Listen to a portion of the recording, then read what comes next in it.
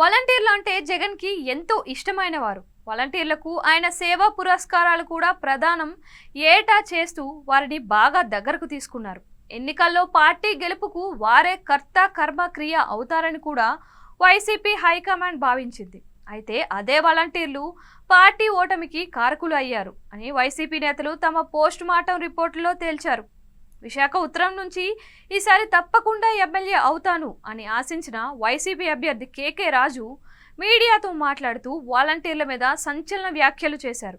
వాలంటీర్ల వల్ల ప్రతి కుటుంబానికి మేలు జరిగింది. వారు పౌర సేవలను నేరుగా ఇంటికే వచ్చి అందించారు. అలా పాలన ప్రజల గుమ్మం వద్దకు వెళ్ళింది. పథకాలన్నీ వెళ్ళాయి. కానీ దారుణంగా రాజకీయంగా నష్టపోయింది మాత్రం వైసీపీయే అని ఆయన కుండ బద్దలు కొట్టారు.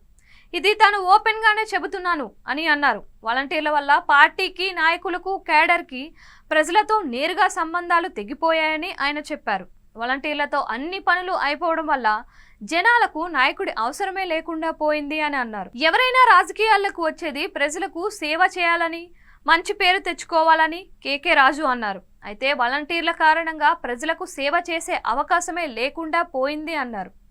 సరిగ్గా ఎన్నికల సంఘం వాలంటీర్ల సేవలు వద్దు అని పక్కన పెట్టిన తరువాత పథకాల లబ్ధిదారులది ఒకదారి, వైసీపీ నేతలది ఒకదారి అయిపోయింది అని అన్నారు. తాము పథకాలు అందించామని, మంచి చేశామని లబ్ధిదారులకు చెబుదామన్నా వారిని వెతుక్కోవాల్సి వచ్చిందని, అప్పటికే పుణ్యకాలం పూర్తయిపోయిందని కేకే రాజు చెప్పారు. ఇది ఆయన ఒక్కరి బాధ కాదు, మొత్తం పార్టీ బాధగానే చూడాలని అంటున్నారు.